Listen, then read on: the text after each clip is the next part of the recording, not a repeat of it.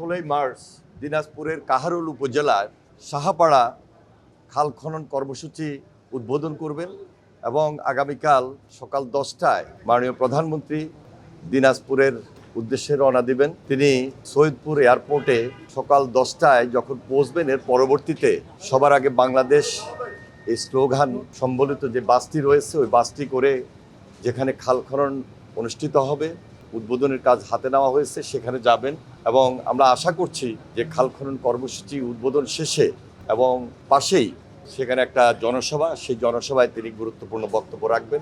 এর পরবর্তীতে দিনাজপুরে সুধী সমাবেশে তিনি অংশগ্রহণ করবেন এবং ওনার মাননীয় প্রধানমন্ত্রীর নানা নানি এবং খালার কবর জিয়ারত করার মাধ্যমে এই প্রোগ্রামটি শেষ হবে। একটা সমাবেশ হবে আর একটা সুধী সমাবেশ হবে। প্রেসিডেন্ট জিয়া রহমান তার জীবদ্দশায় খাল খনন কর্মসূচি হাতে নিয়েছিলেন জনগণের সুবিধা, জনগুরুত্বপূর্ণ এবং জনদাবিকে সম্মান শ্রদ্ধা রেখেই। এটা একটা কর্মসূচি, এটা একটা বিপ্লব, একটা আন্দোলন। দীর্ঘদিন আমরা এই বিপ্লবে আন্দোলন থেকে বঞ্চিত ছিলাম। বিভিন্ন সময়ে আমরা লক্ষ্য করেছি বিভিন্ন সরকারের সময় খাল খনন প্রক্রিয়া করতে গিয়ে অনেকে বাধাগ্রস্ত হয়েছেন, সেখানে অবৈধ স্থাপনা গড়ে উঠেছিল, সেখানে অনেকে দখল করে রেখেছেন বা অনেক সময় অনেক সরকার এই ধরনের কর্মসূচি হাতে নেন নাই। আজকে আমাদের নির্বাচিত সরকার জনাব তারেক রহমানের নেতৃত্বে আমরা প্রেসিডেন্ট জিয়া রহমানের অসমাপ্ত কাজ এবং দেশনেত্রী বেগম খালেদা জিয়ার অসমাপ্ত যে কর্মসূচি রয়েছে সেগুলোকে সমাপ্তকরণের জন্য আমরা জোরালোভাবে এই কর্মসূচি হাতে নিয়েছি এবং এই কর্মসূচি শুধু একটা আন্দোলন বা একটা বিপ্লবের মধ্যেই থাকবে না, একটা গণজাগরণের মধ্য দিয়ে আমরা জনগণের পাশে থেকে এই কর্মসূচিটাকে অব্যাহত রাখবো, যেখান থেকে আমরা বেনিফিট পাবো, সুবিধা পাবো। যে জনগণ কিভাবে সেখানে খাল খনন কর্মসূচির যে সুবিধা, যেমন সেচের মাধ্যমে উৎপাদন প্রক্রিয়াকে আমরা আরো উৎপাদন দ্বিগুণ করতে পারি, মাছের চাষ হবে, তারপরে খালের দুই পাড়ে গাছের ফলন হবে, আমাদের যে জলাবদ্ধতা দূর হবে, সব দিক মিলিয়ে এই দেশের মানুষ সম্পূর্ণভাবে সুবিধাটুকু পাবে। সম্পূর্ণ সুবিধাটুকু পাবে, সেই সুবিধাটুকু আমরা জনগণের দোরগোড়ায় পৌঁছে দিতে চাই। সেখানে সবার সহযোগিতা এবং আন্তরিকতা বিশেষভাবে প্রয়োজন।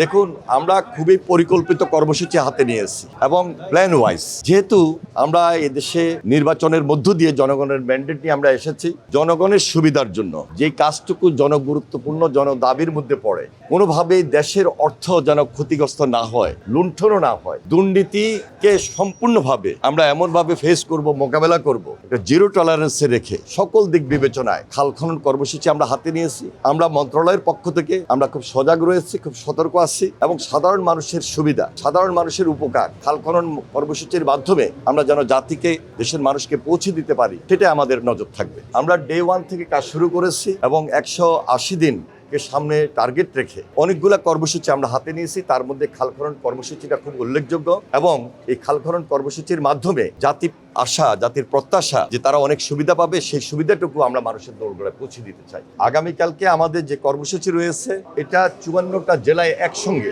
54টা খাল খনন অথবা পুনঃখননের মাধ্যমে এই কর্মসূচি উদ্বোধন হবে। মাননীয় প্রধানমন্ত্রী দিনাজপুরের কাহারোল উপজেলার সাহাপাড়া খালটি যখনই উদ্বোধন করবেন, এর পাশাপাশি অন্যান্য জেলায় মাননীয় মন্ত্রী, প্রতিমন্ত্রীগণ বিভিন্ন জেলায় এই কর্মসূচি হাতে নিয়েছেন, উদ্বোধন করবেন এবং এই কর্মসূচি হাতে নেওয়ার কারণে, স্বাভাবিক কারণেই আমি আগেও বলেছি, এখনো বলছি যে অনেক প্রতিবন্ধকতা, অনেক জায়গায় অনেক খাল দখল হয়েছে, সে দখল মুক্ত করা, বর্জ্য আবর্জনার স্তূপ জমে আসছে, সেগুলা অপসারণ করা, সব দিক বিবেচনা করে আমরা কিভাবে আমাদের কর্মসূচি, আমাদের টার্গেট অনুযায়ী আমরা বুঝতে পারি, সেদিকে আমাদের বিশেষ নজর থাকবে এবং তার জন্য যা যা করার দরকার সেই দায়িত্বটুকু আমরা গ্রহণ করব জনগণের স্বার্থে, জনগণের প্রয়োজনে। দিনাজপুরের যে সমাবেশটা হবে, এটা সাহাপাড়া যে খাল, এই খালের পাড়েই সেটা কাহারোল উপজেলার সমাবেশ সেখানে অনুষ্ঠিত হবে। সুধী সমাবেশ দিনাজপুর জেলায় টাউনে হেডকোয়ার্টারে অনুষ্ঠিত হবে।